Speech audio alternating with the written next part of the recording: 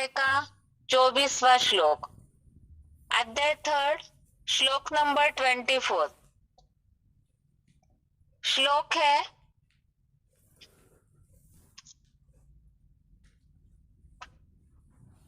उत्सीदेयुरिमे लोकान् न कुर्यां कर्म चेदहं संकरस्य च कर्ता स्याम् उपहन्याम इमा प्रजा। श्लोक दोबारा।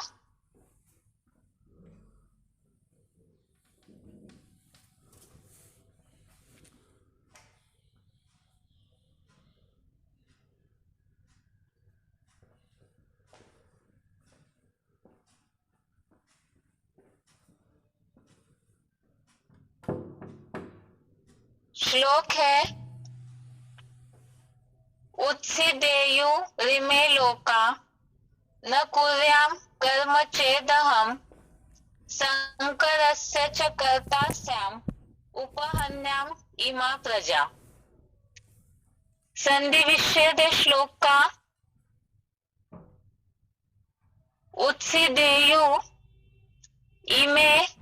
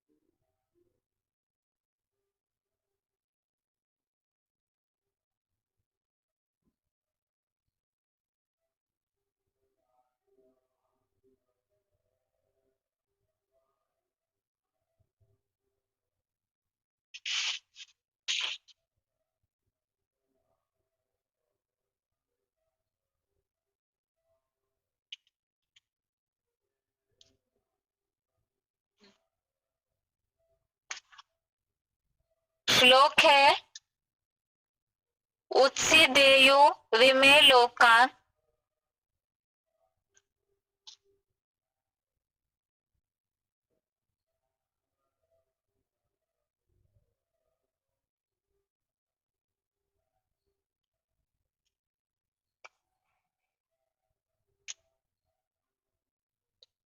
उत्सीदेयुरिमे लोकान् कुर्यां कर्म चेदहं संकरस्य च कर्ता स्याम् उपहन्याम इमा प्रजा। श्लोक दोबारा। उत्सीदेयुरिमे लोका न कुर्यां कर्म चेदहं संकरस्य च कर्ता स्याम् उपहन्याम इमा प्रजा।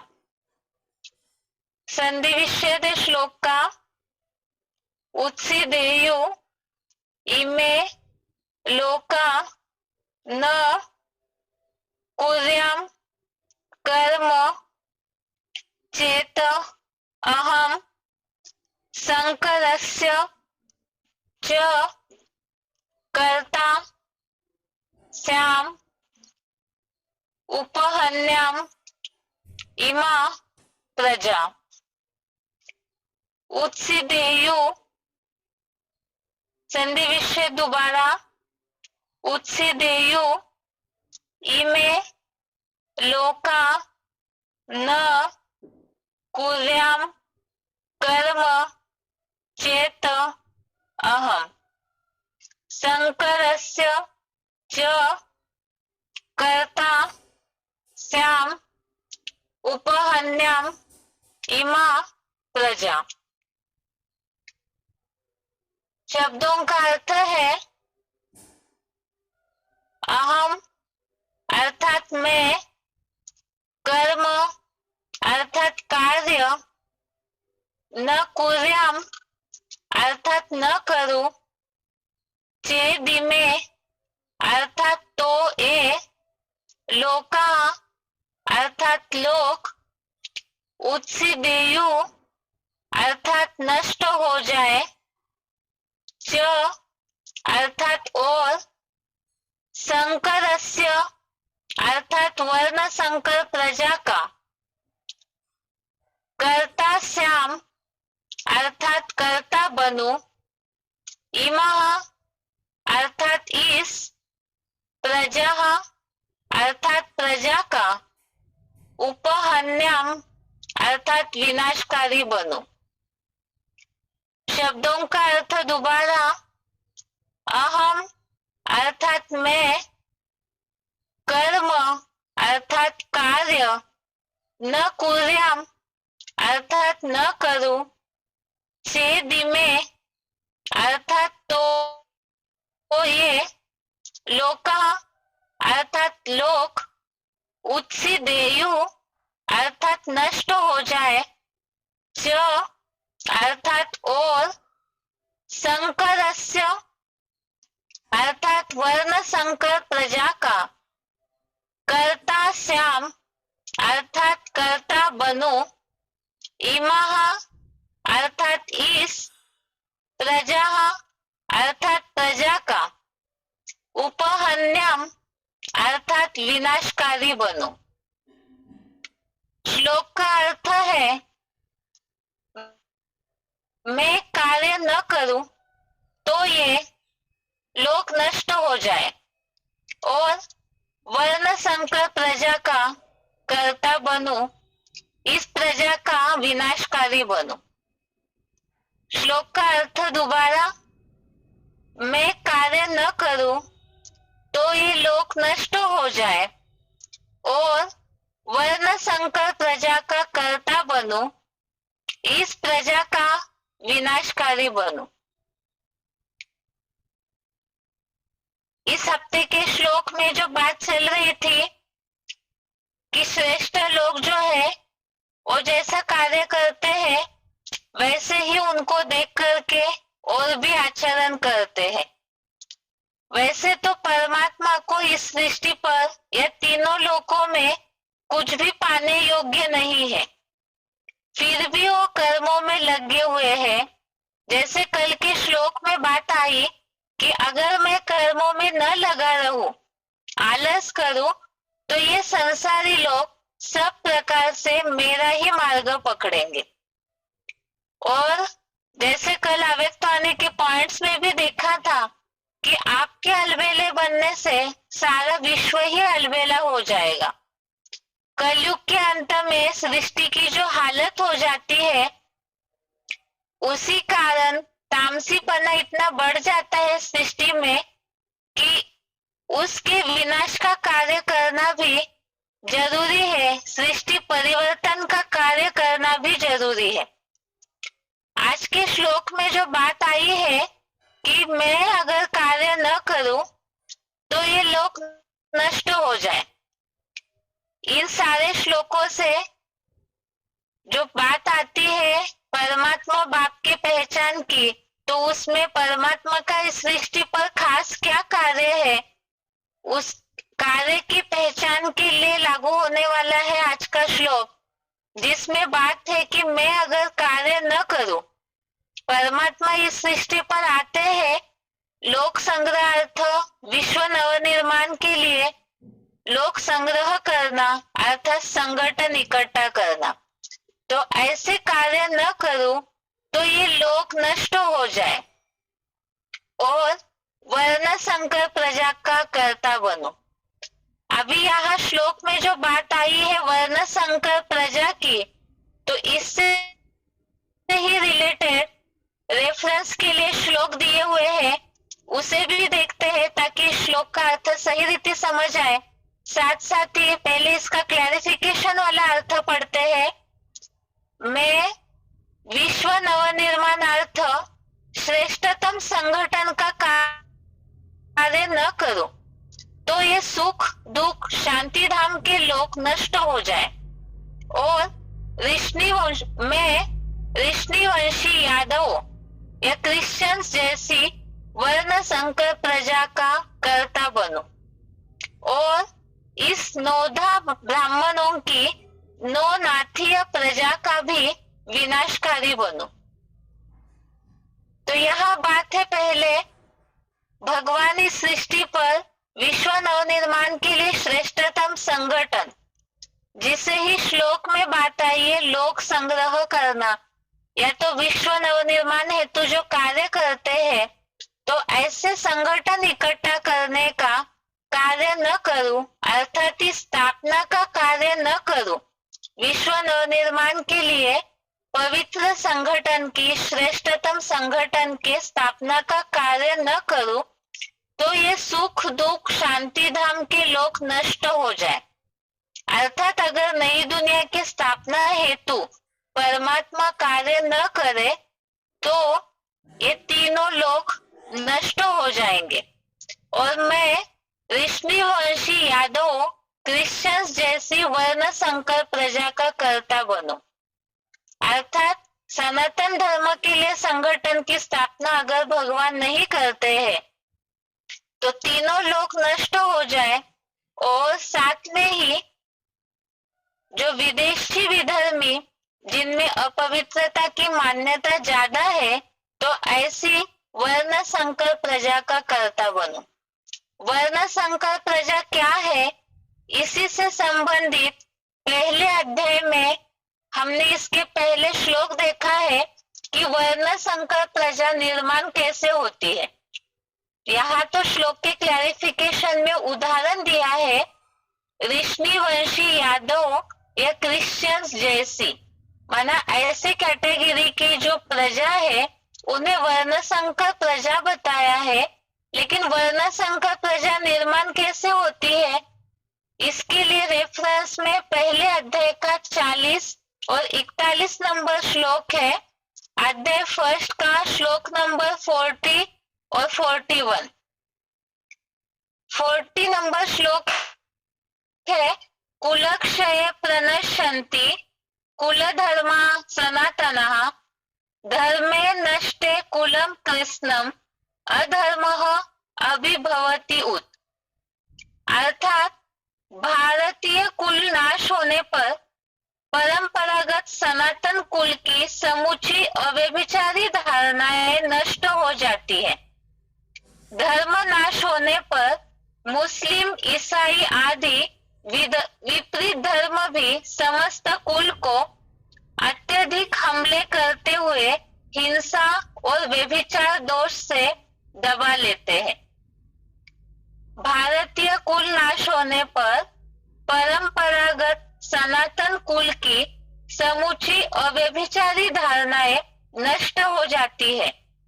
धर्म नाश होने पर मुस्लिम ईसाई आदि विपरीत धर्म भी समस्त कुल को अत्यधिक हमले करते हुए हिंसा और व्यभिचार दोष से दबा लेते हैं। इन सब बातों को समझने के लिए हम थोड़ा एडवांस कोर्स में कल्पवृक्ष का चित्र समझाया जाता है, उसे थोड़ा समझते हैं। सतयुग त्रेता युग में सत्य सनातन देवी देवता धर्म का राज्य था, जहाँ पवित्रता की मान्यता थी। राधा की दृष्टि कृष्ण में, कृष्ण की दृष्टि राधा में, अर्थात अव्यभिचारी वातावरण था। इसीलिए वहां पर सभी सुख शांतिमय जीवन बिताते हैं। लेकिन जैसे ही द्वापर युग शुरू होता है वैसे ही पतन होने लगता है, देहभान आने लगता है और इस्लामी, क्रिश्चियन, मुस्लिम ऐसे नंबरवार विदेशी विधर्मी धर्मों की जैसे ही स्थापना होने लगती है विश्व में, वैसे ही जो अपवित्रता को मान्यता देने वाले धर्म है, तो वो धर्म सनातन धर्म की जो पवित्र धारणा थी देवता धर्म की, तो उसे पूरी तरह से नष्ट करके जो बताया है कि ऐसे धर्म के नाश होने पर विपरीत धर्म व्यभिचार दोष से, अर्थात व्यभिचार से चारों ओर से दबाने लगते हैं, अर्थात अपवित्रता का बोलबाला इतना ज्यादा होता है व्यभिचार का, उसके कारण सनातन धर्म की धारणाएं जो है वो प्रायः लोप हो जाती है, दब जाती है, क्योंकि अपवित्रता अर्थात आसुरों का बोलबाला ज्यादा हो जाता है। दूसरा, अब ये अपवित्रता का बोलबाला जब ज्यादा हो जाए, मुस्लिम ईसाई जैसे अपवित्र धर्मों का बोलबाला ज्यादा हो जाता है, उस समय वो सबसे पहले व्यभिचार निर्माण करने के लिए समाज में वातावरण दूषित कैसे बनाते हैं, उसके लिए ही पहले अध्याय का ही 41वां श्लोक देखते हैं। अध्याय फर्स्ट का श्लोक नंबर 41।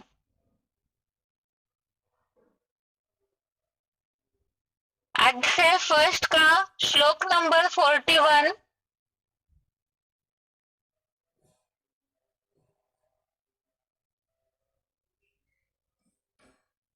श्लोक है, अधर्माभिभवात् कृष्ण प्रदुषन्ति कुलश्रियः स्त्रीषु दुष्टासु वाष्टर्नेय जायते वर्ण संकर।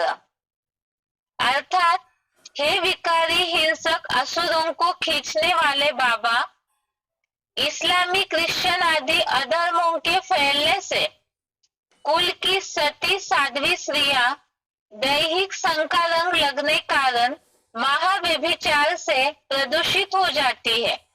भारतीय स्त्रियों के दूषित होने पर हे वार्ष्णेय, धर्म भ्रष्ट वंशी यूरोपवासी यादवों की पैदाइश से व्यभिचारी प्रजा उत्पन्न होते रहती है। तो यह खास कारण बताया वर्ण संकर प्रजा का। जो श्लोक में शब्द आया है, स्त्रीषु दुष्टासु वार्ष्णेय जायते वर्ण संकर, तो ये वर्ण संकर प्रजा के निर्माण का कारण ही खास बताया कि स्त्रियां संघ के रंग से दूषित हो जाती है, और ऐसे स्त्रियों के दूषित होने पर ही व्यभिचारी प्रजा उत्पन्न होते रहती है। तो ये व्यभिचारी प्रजा जब उत्पन्न हो जाती है, जैसे तुलसीदास जी ने भी बोला है, कलयुग के अंत में पूरी तरह से भय वर्ण संकर सब है, अर्थात ऐसे सारे ही वर्ण संकर हो जाते हैं। इसका मूल कारण क्या है, ये तो हमने समझ लिया श्लोक के आधार से कि सबसे पहले सनातन धर्म की कुल की धारणाएं नष्ट हो जाती है, क्योंकि विधर्मी व्यभिचार दोष से कारण सनातन धर्म की धारणाओं को दबा देते हैं। और जैसे ही ऐसे जो भी अलग अलग विदेशी विधर्मी धर्म है जो अपवित्रता को मान्यता देते हैं, सनातन धर्म की धारणाओं को दबा करके कुल की जो स्त्रियां है, अर्थात सनातन धर्म में स्त्री जाति की पवित्रता को बहुत महत्व दिया जाता है, और ऐसे स्त्रियों को ही दूषित किया जाता है। या संघ के रंग के कारण स्त्री जाति जब प्रदूषित हो जाती है, तो व्यभिचारी अर्थात वर्ण संकर मिक्सचरिटी वाली ऐसी प्रजा निर्माण होना शुरू हो जाता है।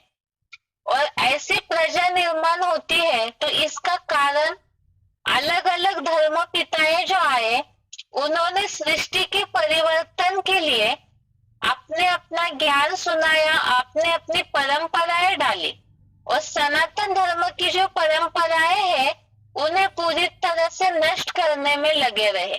क्यों?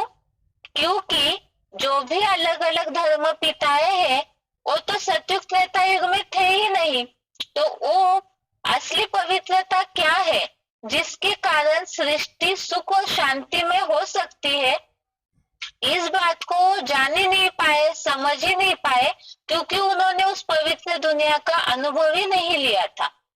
इसी के कारण वो अपने अनुसार ही जैसे उन्होंने सोचा समझा, उस अनुसार अपने धर्म की धारणाओं को ही जो समाज है उन पर डालते गए, उनको सिखाते रहे। तो सनातन धर्म की धारणाओं में ये सब उनको नष्ट करते गए, और व्यभिचारी जो धारणाएं हैं जब उनका प्रभाव बढ़ने लगा तो उसके कारण ऐसी व्यभिचारी प्रजा कलयुग अंत में जहां देखो वहां ऐसा ही व्यभिचारी दिखने में आता है, जिसे हम मूल्यों के आधार से समझते हैं। जो शिव बाबा ने बोला है कि कलयुग के अंत में सारी दुनिया ही बंदर बंदरियों की दिखती है, अर्थात ही बंदर से जितना विकारी प्राणी है तो वैसे ही मनुष्य भी जानवरियत वाला व्यवहार करने लगते हैं। और समाज का या दुनिया के दुखों का मूल कारण है व्यभिचार और अपवित्रता। अपवित्रता ही समाज के पतन का मूल कारण है। जो भगवत गीता के श्लोक में भी यह बात आई है व्यभिचार के कारण। और बहुत से श्लोकों में भी हमने देखा कि जहाँ काम क्रोध या और जो विकार है ये बुद्धि को नष्ट कर देते हैं, और जहाँ बुद्धि नष्ट हो जाएगी तो वह सृष्टि स्थापनाकारी कैसे हो सकती है, क्योंकि जो स्थापना करनी चाहिए मनुष्यों को उनकी बुद्धि की निर्णय शक्ति समझ शक्ति ही खत्म हो जाती है, व्यभिचारी हो जाती है, और ऐसे अपवित्रता से विनाशी होने लगता है। और इसीलिए ही ऐसे जो अपवित्र है आसुरी क्वालिटी बन जाती है तो उनका विनाश करना जरूरी है। नहीं तो जो सनातन धर्म की ये पवित्र संगठन का स्थापना का कार्य है वो पूरा नहीं हो सकता है।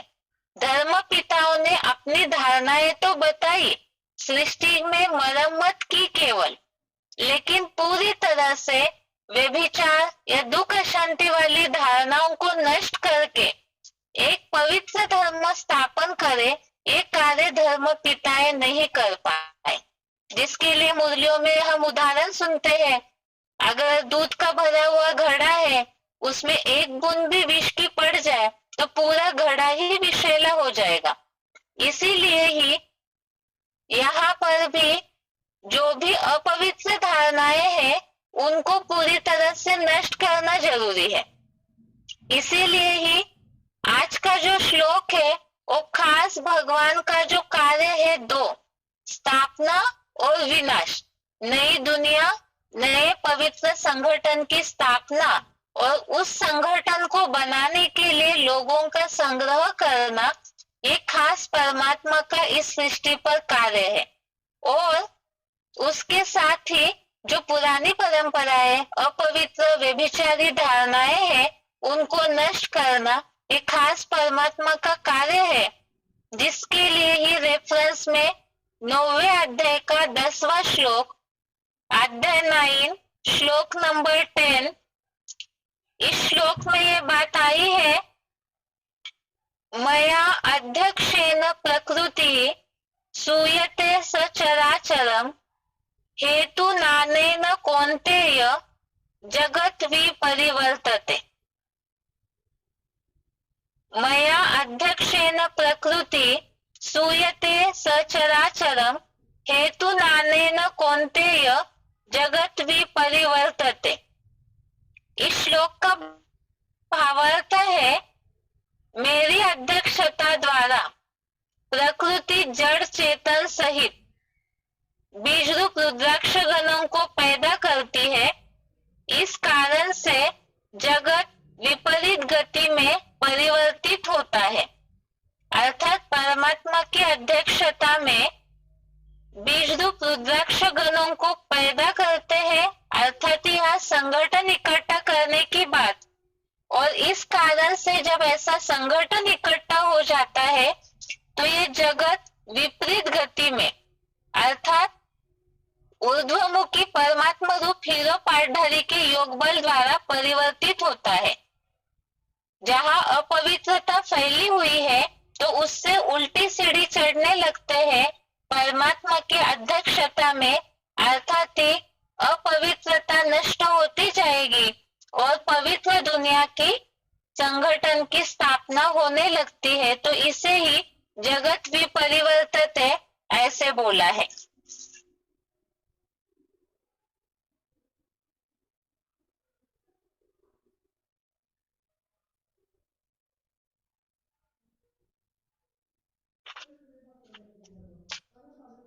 इसी से रिलेटेड 9वें अध्याय का 18वां श्लोक है, अध्याय 9 श्लोक नंबर 18। इस श्लोक में बात आई है, गति भरता प्रभु साक्षी निवासः शरणम सुहृत प्रभवः प्रलय स्थानम निधानम बीजम अव्ययम। इस श्लोक में भावार्थ पूरा नहीं लेंगे, केवल इस श्लोक में जो बात आई है परमात्मा के कार्य की, इसमें आया है प्रभवः प्रलय अर्थात उत्पत्ति विनाश। तो परमात्मा के दो कार्य है, एक तो उत्पत्ति अर्थात स्थापना करना और विनाश अर्थात पुरानी परंपराओं का नाश करना। इसके अलावा और भी श्लोक है जो परमात्मा के कार्य को सिद्ध करते हैं। तो खास आज के श्लोक का यह अर्थ है कि मैं विश्व नवनिर्माणार्थ श्रेष्ठतम संगठन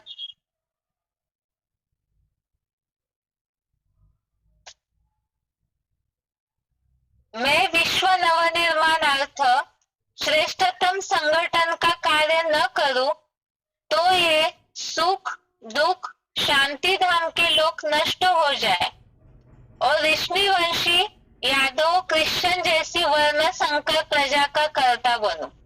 अर्थात जैसे धर्म पिताओं ने कार्य किया, विदेशी विधर्मी प्रजा का निर्माण किया, तो भगवान अगर स्थापना का कार्य न करे या आलसीन होकर के छोड़ दे उस कार्य को, तो परमात्मा पे भी यही कलंक लग जाएगा कि व्यभिचारी प्रजा अन्य धर्म पिताओं की तरह इस सृष्टि पर बनी रहेगी और इस नौधा ब्राह्मणों की नौनाथीय प्रजा का भी विनाशकारी बनूं।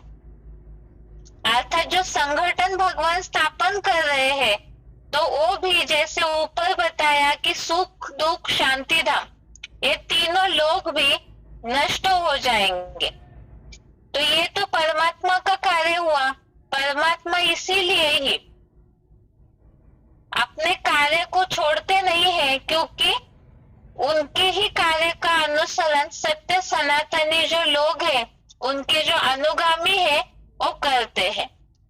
अभी यहाँ नंबरवार जो भी ब्राह्मण है, जो शुरू से ही हम श्लोक में इस बात को समझते आए हैं कि यहाँ तो सभी कर्म युद्ध धर्म युद्ध भूमि पर पुरुषार्थी है, योद्धाएं हैं। तो जैसे भगवान या जो अर्जुन का पाठधारी है, वो अपने कर्मों को नहीं छोड़ते हैं, क्योंकि अगर वो आलसीन होकर के कर्मों को छोड़ देंगे तो सारा संसार उनको फॉलो करने लगेगा। इसी तरह से जो नंबरवार ब्राह्मण है, पुरुषार्थी अर्जुन है, तो उनके लिए भी ये भगवत गीता का खास डायरेक्शन है कि जो सत्य सनातन धर्म की स्थापना का कार्य है, उसमें परमात्मा के कार्य में सहयोग देते रहना है। जैसे कल के पॉइंट में हमने देखा है कि अगर पुरुषार्थी अलबेले हो जाएंगे, हर एक बीज में हर एक सितारे में अपनी दुनिया समाई हुई है, तो अगर एक भी सितारा आलसीन हो जाता है तो उनके पीछे जो उनके फॉलोअर है, प्रजा है, तो सारों के ऊपर उसका असर होगा। और परमात्मा का जो कार्य है, जगत भी परिवर्तित है, अर्थात उल्टी दिशा में जगत जो परिवर्तित हो रहा है, तो उस कार्य में विघ्न पड़ते रहेंगे। और जैसे अभी तक जो श्लोक हम देखते आए हैं 17 से लेके 24 तक, इसमें तो खास बताया है भगवान और ज्ञानवान को खास कर्मों की आवश्यकता क्यों है। लोक संग्रह अर्थ, लोक संग्रह अर्थ अर्थात विश्व नवनिर्माण हेतु नई दुनिया की स्थापना, जो सुख और शांतिमय दुनिया है, उसकी स्थापना हेतु कार्य में लगे ही रहना है। अगर नहीं करते हैं, अधूरा छोड़ देते हैं, या आलसीन का मतलब जो कल के श्लोक में बात आई है, आलसीन हो करके, तो आलस माना एक तो अपना कार्य पूरी तरह से ढंग से न करना, या तो आलसीन होकर के काम को छोड़ना। तो विघ्नों के कारण, पुरुषार्थी जीवन के अप एंड डाउन के कारण, या तो अनिश्चय बुद्धि होकर पुरुषार्थ छोड़ते हैं, तो भी मुरलियों में भी ये बात आई है, उससे भी कन्वर्ट होने की शूटिंग हो जाती है। वर्ण संकर प्रजा का कर्ता बनो, अर्थात ही सनातन धर्म की स्थापना के कार्य को, मार्गों को छोड़ दिया, तो इसकी शूटिंग या इसका प्रभाव दूसरे दूसरे धर्मों के प्रभावित हुए, अर्थात वर्ण संकर प्रजा को निर्माण करने में साथ दिया, ऐसे ही हो जाएगा। इसीलिए ही जो ज्ञानवान है, भगवान की पहचान जिन्हें है, समझ जिन्हें है, तो उन्हें आलस को छोड़ करके लगन पूर्वक श्रेष्ठतम संगठन की स्थापना के कार्य में मददगार बनना है। यह आज के श्लोक का भावार्थ है। इसका उच्चारण सुनते हैं और श्लोक का अर्थ और अच्छे से समझने के लिए सिलेक्टेड पॉइंट देखेंगे।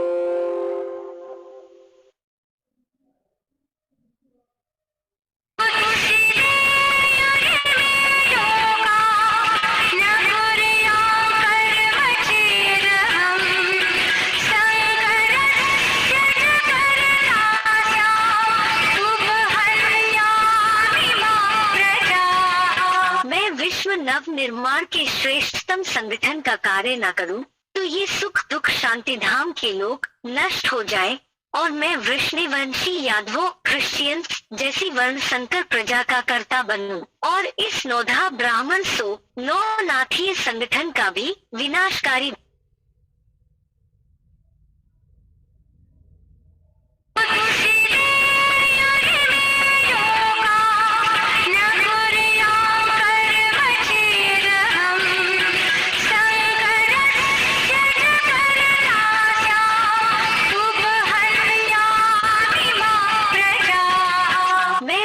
नव निर्माण के श्रेष्ठतम संगठन का कार्य न करूं, तो ये सुख दुख शांति धाम के लोग नष्ट हो जाए, और मैं वृष्णिवंशी यादवों क्रिश्चियंस जैसी वर्ण संकर प्रजा का कर्ता बनूं, और इस नौधा ब्राह्मण सो नौ नाथीय संगठन का भी विनाशकारी।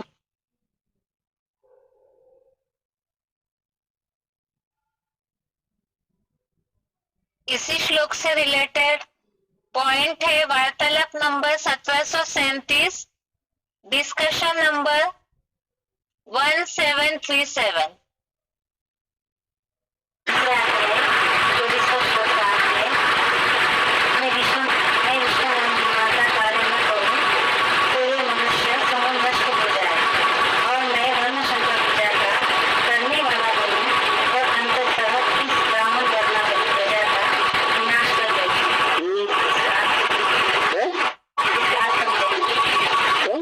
समझ में आई? इसमें तो लंबी चौड़ी बात, बहुत बातें बताई। मैं विश्व नवनिर्माण का कार्य न करूं, हाँ, तो ये मनुष्य समूह नष्ट हो जाएगा। हाँ, ये श्लोक पढ़ो।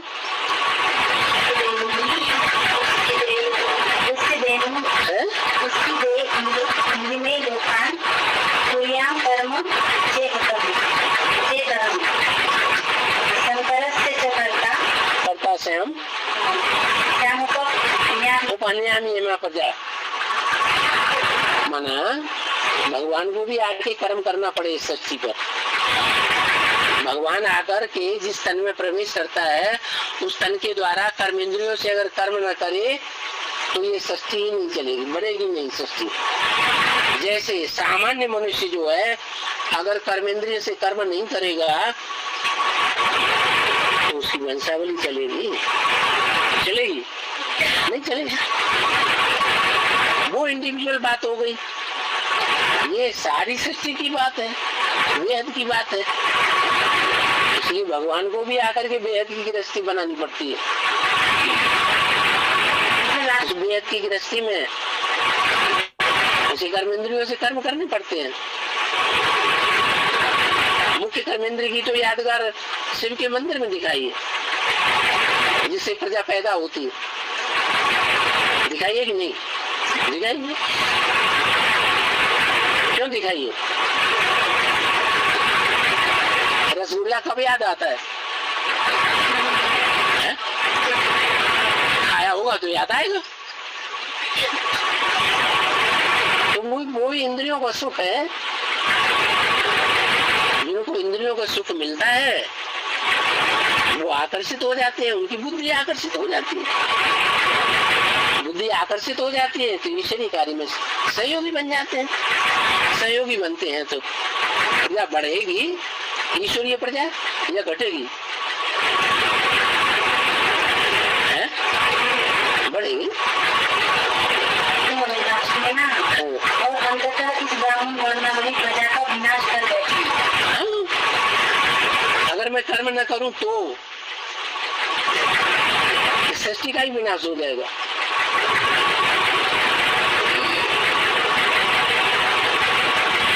ब्राह्मणों की सृष्टि का विनाश हो जाएगा, फिर क्या बचेगा? फिर क्या नई दुनिया आएगी? एटम बम से दुनिया तो ये खलास हो जाएगी, फिर आगे तो सृष्टि रची नहीं जाएगी।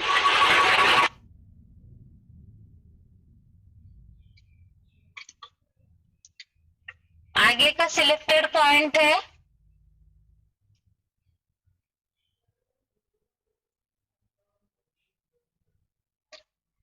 बीसीडी नंबर 2218, वर्तमान वर्तन्ते,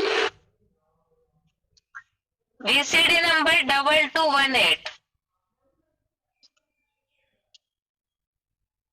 मम वर्तमान वर्तन्ते, मेरे रास्ते का ही अनुगमन सारी दुनिया के मनुष्य करते हैं। कोई सही रूप में करेंगे अभ्यास के आधार पर, पढ़ाई के आधार पर, और कोई अज्ञानता के आधार पर। वो कार्य करते जरूर है, उसी रास्ते पर सब चलते हैं, संसार बनाते हैं। मैं भी इस सृष्टि पर आता हूं तो कर्म करता हूं, कर्मधारा को छोड़ता नहीं हूं। मैं ही अगर कर्मधारा को छोड़ दूंगा तो उद्यस्तन्ते में लोका,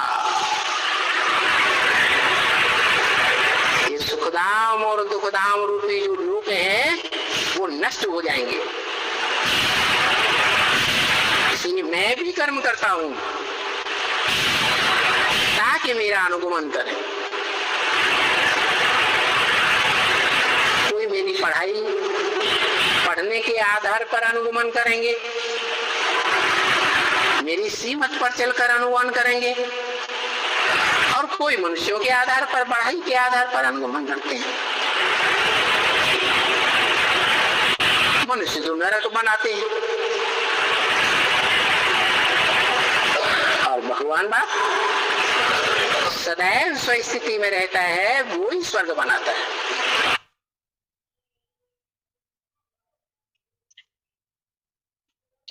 अभी के 2 पॉइंट्स में जैसे हमने सुना कि परमात्मा जैसे लौकिक दुनिया के जो गृहस्थी है उन्हें जैसे अपना कर्म करना होता है परिवार स्थापना के लिए, इसी तरह ये विश्व की बेहद की गृहस्थी है। तो इस परिवार को स्थापन करने, नया संगठन बनाना इसलिए जरूरी है।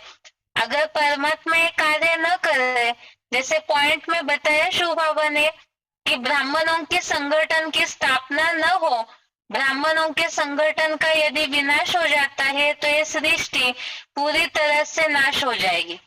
इसीलिए ही त्रिमूर्ति के चित्र में जो खास बात बताई जाती है बाप की पहचान में, बाप का कर्तव्य, इसमें एक खास पॉइंट है कि स्थापना और विनाश, पुरानी सृष्टि, पुरानी परंपराओं का विनाश और नए पवित्र दुनिया की, नए पवित्र संगठन की स्थापना।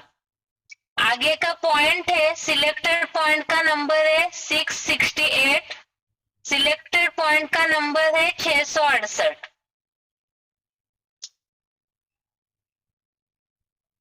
कोई कहे कि दुनिया का विनाश कराने की क्या जरूरत है, परम धाम ले जाने की क्या जरूरत है। यहाँ ही बाबा हमको तमो प्रधान से सतो प्रधान बना देते हैं, तो ले जाना जरूरी है क्या? इसलिए ले जाना जरूरी है,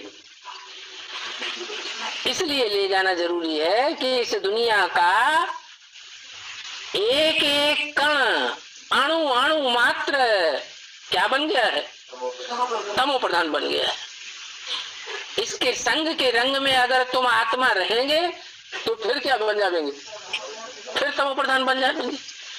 इसलिए मैं इस दुनिया से तुमको परम धाम में ले जाता हूँ, जहाँ अणु अणु सतो प्रधान होगा।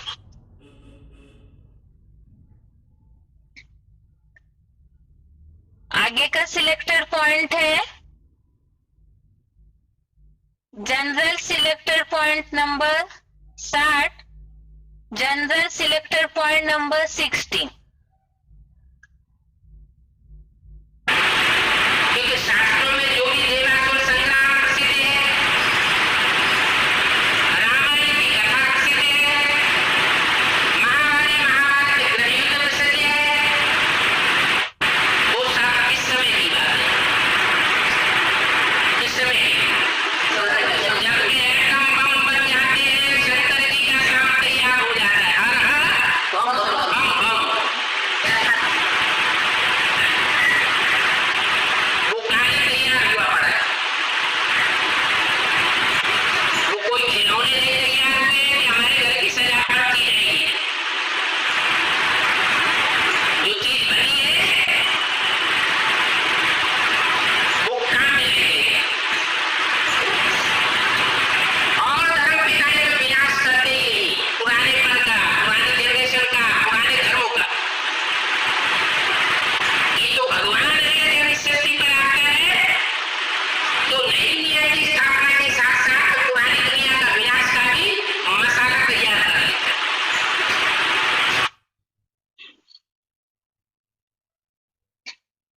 आगे का पॉइंट है वार्तालाप number 659, discussion number 659, time 11 minute.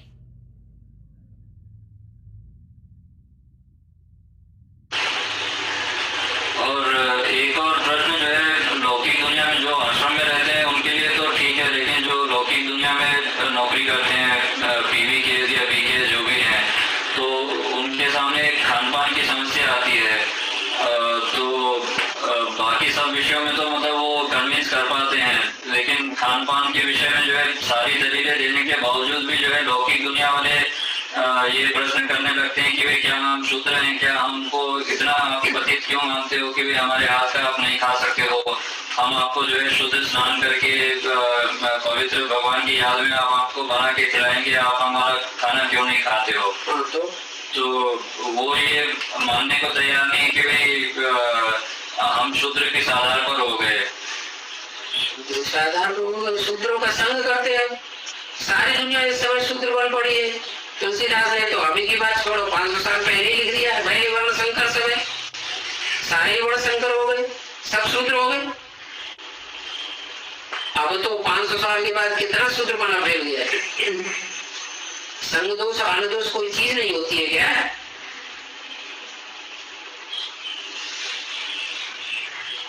और वो ये भी पूछते हैं कि जब आप इतना ऊंचा ज्ञान आप लेते हो तो क्या कोई आपको अगर प्यार से भोजन देता है तो क्या आप उसको पवित्र नहीं बना सकते हो ले करके? ये हर आत्मा की अपनी पावर की बात है, सब आत्मा एक जैसी पावरफुल नहीं है। वालों को बहुत ज्यादा संकरण मिलता है,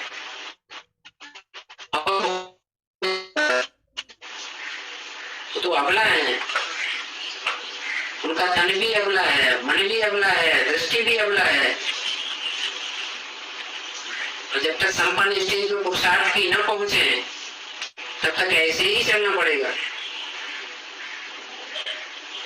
अपनी सुरक्षा अपने आप करनी पड़ेगी, जितना कायदा करेंगे उतना फायदा होगा। फिर तो संग दोष को लपेट लो, किसी का भी संग करो इंद्रियों से, कोई असर पड़ता है? बाबा भी हाथ करो, हो जाएगा, चल जाएगा।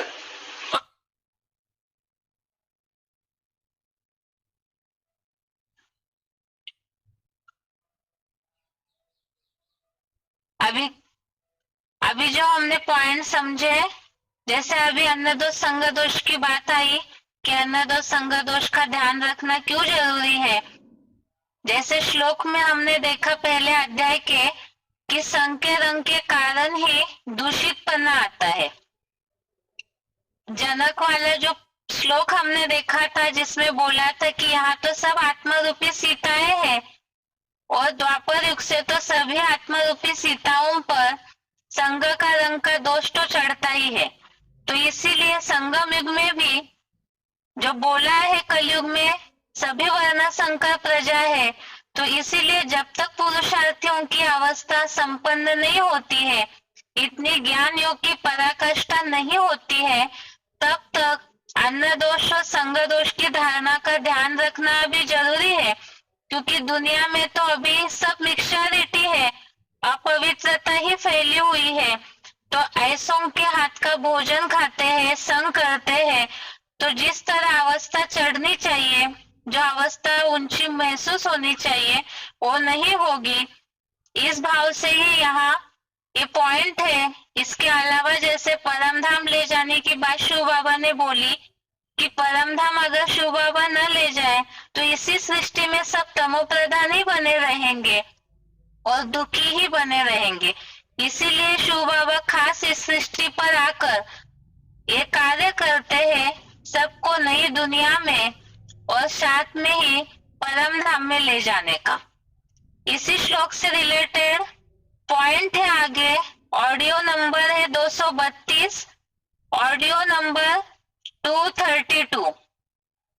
पॉइंट है, बाप जो राजधानी स्थापन करते हैं, कोई दूसरा धर्म पिता राजधानी स्थापन नहीं करता, वो सिर्फ अपना धर्म स्थापन करके चले जाते हैं। और बाप दो काम एक्स्ट्रा करके जाते हैं, एक तो सब धर्मों का विनाश और दूसरा नई राजधानी की स्थापना। ये दुनिया में और कोई कर नहीं सकता। तो तुम राजधानी का वर्षा नंबरवार पाते हो और 1-2 से उच्च पद पावेंगे। ऑडियो नंबर 232 पॉइंट रिपीट देखते हैं। बाप जो राजधानी स्थापन करते हैं, कोई दूसरा धर्म पिता राजधानी स्थापन नहीं करता और सिर्फ अपना धर्म स्थापन करके चले जाते हैं।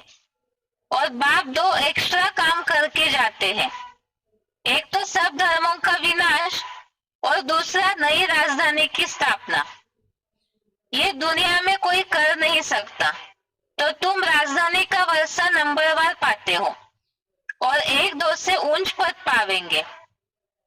दूसरा पॉइंट है, VCD number 2797, VCD number 2797। Point है, अरे जो राम वाली आत्मा हीरो पार्टधारी है, वो तो हीरो का ही पार्ट बजाएगी ना। जब सब जीरो हो जाएंगे, कोई भी धर्म पिता इस पुरानी दुनिया में पुराने धर्म को, पुरानी परंपराओं को नाश नहीं कर सकेगा। नष्ट नहीं कर सकेगा तो हीरो पार्टधारी को ही वो पार्ट बजाना पड़ेगा ना।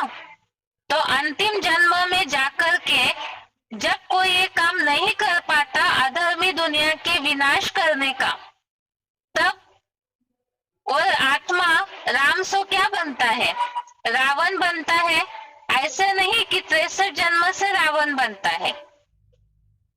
पॉइंट दोबारा, वीसीडी नंबर 2797।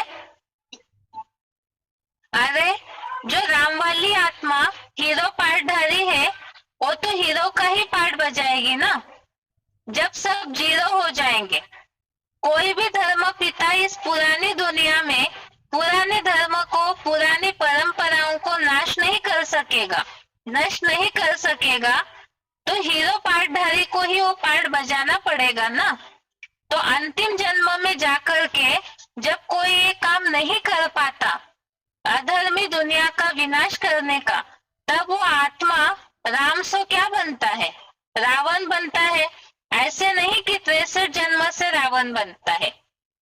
तो श्लोक में जो बात आई है स्थापना और विनाश की, तो सब जब जीरो हो जाते हैं, अर्थात जब कोई भी इस कार्य को करने में सक्षम नहीं होते हैं, नई दुनिया की स्थापना के कार्य के लिए किसी में भी ये ताकत नहीं रहती है।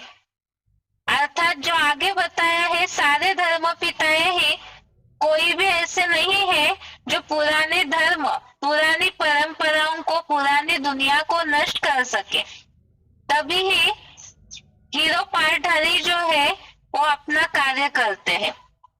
तो यहाँ रावण बनने की बात तो इस भाव से बोली है क्योंकि आसुरों का विनाश करने के लिए पुरानी परंपराओं को, जो व्यभिचारी प्रजा है, वर्ण संकर प्रजा है, उनको नष्ट करने के लिए परमात्मा को भी वैसा ही स्ट्रॉन्ग पार्ट बजाना पड़ता है विनाश का। इसीलिए ही ये बात बताई है। इसके साथ साथ ये आज का श्लोक हो गया जिसमें हमने देखा कि पुरुषार्थियों के लिए ये जो रिलेटेड श्लोक है, भगवान और ज्ञानवान के लिए लोक संग्रह अर्थ कर्म करने की आवश्यकता। इसमें हमने देखा है इस पूरे टॉपिक में, एक तो आत्मिक स्थिति में रह करके कर्म करना है। ऐसे जो कर्म करते हैं तो उनके लिए और कोई भी आवश्यकता ही नहीं, क्योंकि प्रकृति ही उनको सब कुछ प्रदान करती है। साथ साथ ही पुरुषार्थी जीवन में जो लोक संग्रहों को भली भांति देखते हुए और साथ में अनासक्त होकर के कर्म करते हैं तो उनको परम पद या सिद्धि की प्राप्ति होती है। इससे ही परिवार पर, जिस ब्राह्मण परिवार से हम जुड़े हैं, जो नई दुनिया की स्थापना के कार्य में लगे हुए हैं, तो ऐसे ब्राह्मण परिवार पर निश्चय रखना भी जरूरी है।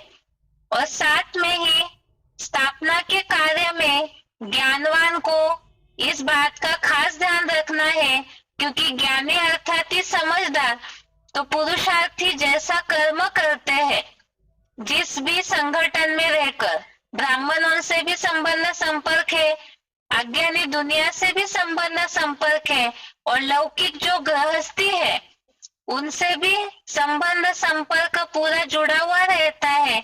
तो हम जैसा अच्छा कर्म करेंगे श्रीमत अनुसार, श्रीमत प्रमाणित, तो उसका असर हमें देखने वालों पे जरूर होगा। इसीलिए इस बात का ध्यान रखते हुए जैसा कर्म हम करेंगे हमें देख और करेंगे। और साथ में ही परमात्मा को तो इस सृष्टि पर कोई कार्य की आवश्यकता ही नहीं, ना कुछ प्राप्ति की आवश्यकता है, लेकिन फिर भी वो नई दुनिया की स्थापना हेतु खास अनासक्त होकर के कर्मों में लगे हुए हैं।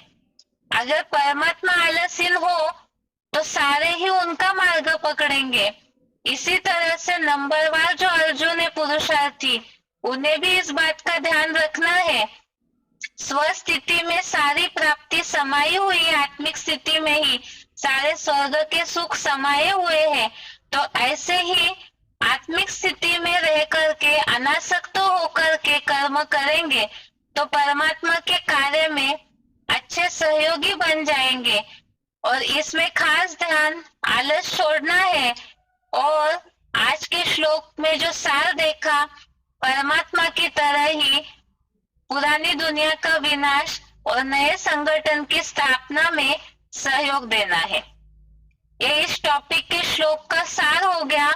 अभी आगे बेसिक कोर्स।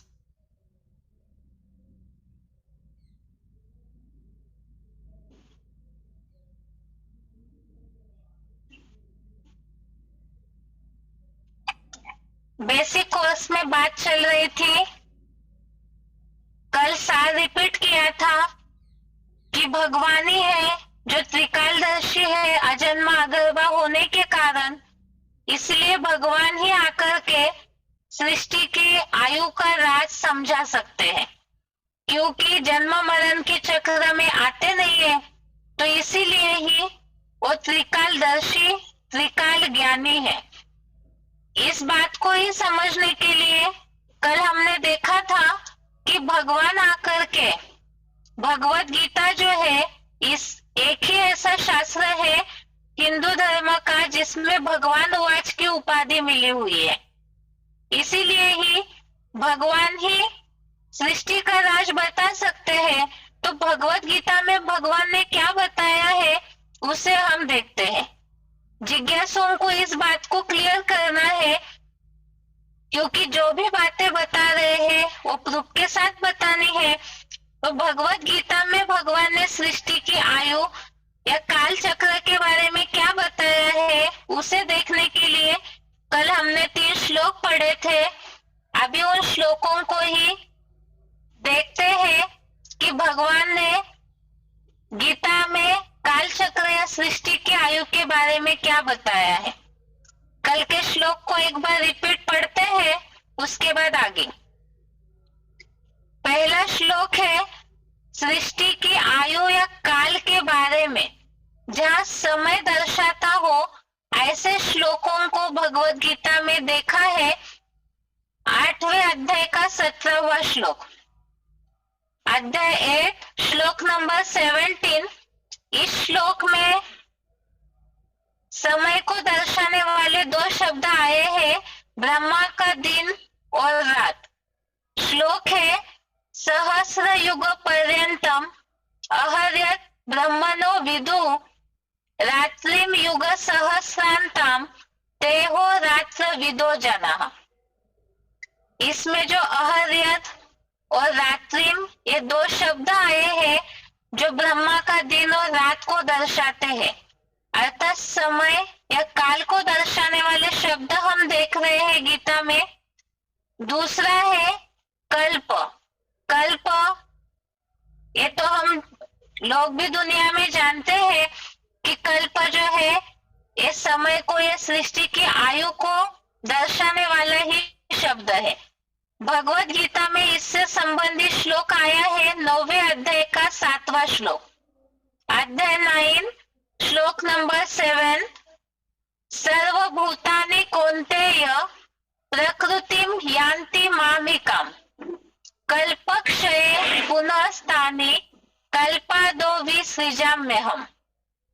इसमें कल्पक्षय और कल्पादो, कल्पक्षय अर्थात कल्प का अंत और कल्पादो अर्थात कल्प की आदि, ये 2 शब्द आए हैं।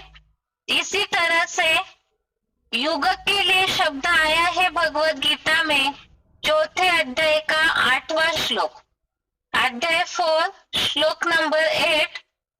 परित्राणाय साधूनां विनाशाय च दुष्कृतां धर्म संस्थापनार्थाय संभवामि युगे युगे। अभी तो श्लोक पढ़ के इसलिए देख रहे हम ताकि कौन से श्लोक से रेफरेंस लिया है वो समझने के लिए। जिज्ञासुओं को समझाते समय पूरा लंबा श्लोक बताएंगे तो हो सकता है जो गीता पाठी है उन्हें तो सारे श्लोक याद रहते हैं, लेकिन खास हम जिस उद्देश्य से ये शब्द ले रहे हैं तो उन शब्दों पे ही ज्यादा ध्यान दे, जैसे कल्पक्षय, कल्पादो, या ये श्लोक तो बहुत फेमस है, धर्म संस्थापनार्थाय संभवामि युगे युगे। तो यहाँ समय को दर्शाने वाले शब्द है युगे युगे, कल्पक्षय, कल्पादो और अहर्यत ब्रह्मणो और रात्रि। तो ये शब्द जो है वो समय को दर्शाते हैं। अभी सबसे पहले हम देखते हैं कि ब्रह्मा का दिन और ब्रह्मा की रात, इसके बारे में गीता में क्या बताया हुआ है। ब्रह्मा का दिन और ब्रह्मा की रात, सृष्टि की आयु को समझने के लिए पहले इससे देखते हैं कि ब्रह्मा का दिन अर्थात कौन सा समय है और ब्रह्मा की रात अर्थात कौन सा समय है। जिन्हें भी स्लाइड दिख रही है उन्हें 2 प्रकार के श्लोक दिख रहे होंगे। 8वें अध्याय का 17वां श्लोक ही अध्याय 8 श्लोक नंबर 17। ये श्लोक ही 2 प्रकार के लिखे हुए हैं। एक तो भक्ति मार्ग की गीता में जो शब्द आया है वो पहले लिखा है सहस्रयुगपर्यन्तम् अहर्यत् ब्रह्मणो विदु रात्रिं युगसहस्रान्तां तेहो रात्र विदो जना। और एडवांस में जो भगवत गीता का किताब बना है उसमें जो छपा हुआ है द्विसहस्रार्धा वर्षाणाम् अहर्यत् ब्रह्मणः विदु एतेषां प्रमाणं रात्रिं ते अहोरात्र विदः जना। श्लोक का अर्थ है ब्रह्मा का दिन 2500 वर्षों का है, इतने ही प्रमाण की रात्रि है। ऐसा जो जानते हैं वे ब्राह्मण जन दिन और रात्रि के जानकार है। ब्रह्मा का दिन 2500 वर्षों का है, इतने ही प्रमाण की रात्रि है। ऐसा जो जानते हैं वे ब्राह्मण जन दिन और रात्रि के जानकार है।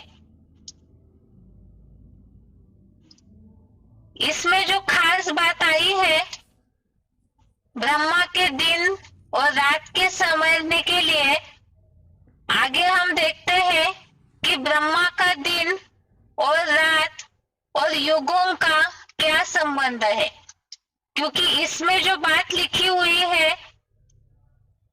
सहस्र युग अर्थात सहस्र अर्थात 1000 युग। तो यहाँ ब्रह्मा का दिन और रात इस शब्द में ही सहस्र युग इस तरह से बोला हुआ है, अर्थात युग को 1000 वर्ष का बताया हुआ है। इस हिसाब से ब्रह्मा का दिन और रात इसी से जुड़ा हुआ युग शब्द आया हुआ है। तो इन दोनों में क्या कनेक्शन है इसे पहले देखना होगा। ब्रह्मा का दिन, रात और युगों का संबंध। इस श्लोक से नीचे ही ये जो हेड नोट लिखा हुआ है, हेवनली गॉडफादर निर्मित स्वर्गीय दिन भी 2500 वर्ष है और प्रैक्टिकल मानवीय हिस्ट्री में विधर्मियों के द्वैतवादी द्वापर से अन्य धर्म पिताओं द्वारा यह नर निर्मित नरक रूप अज्ञान रात भी 2500 वर्ष है। इसमें खास बात तो है कि इनका संबंध हमें देखना है।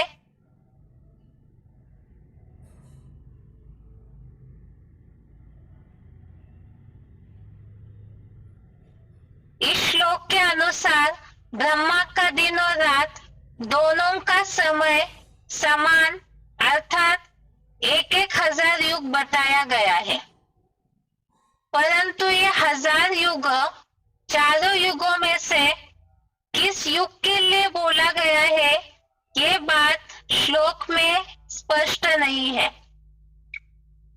श्लोक में जो बात आई है ब्रह्मा का दिन और रात ये 1000 युग का बताया है। जहाँ शब्द आया है सहस्र युग अर्थात युग सहस्र जो बोला है अर्थात 1000 वर्ष का 1000 का युग 1000 वर्ष का युग बताया हुआ है, परंतु ये 1000 युग जो है वो चारों युगों में से किस युग के लिए खास करके बोला है तो युग का नाम कोई भी श्लोक में स्पष्ट रीति से नहीं आया है। तो इसीलिए जब युग का नाम स्पष्ट रीति से नहीं है तो ब्रह्मा का दिन और ब्रह्मा की रात ये कितने वर्ष का होगा ये भी स्पष्ट नहीं है। और शास्त्रों में जो युगों की आयु अलग अलग बताई जाती है तो इसका इससे क्या कनेक्शन है। शास्त्रों में तो अलग प्रकार की बातें बताई है कि चारों युगों की आयु जो है वो अलग अलग है। जो हमने देखा कलयुग की आयु 1 गुना, उससे द्वापर की 2 गुनी, त्रेता की 3 गुनी और सतयुग की 4 गुनी। लेकिन भगवत गीता में ऐसा कोई उल्लेख नहीं है भगवत गीता में सहस्त्र युग ऐसा शब्द आया हुआ है। तो ये भगवत गीता में और शास्त्रों की बातों में जो अलगाव है ये क्या है, इसे हम कल के क्लास में समझते हैं। आज के लिए यहाँ तक ही। ओम शांति।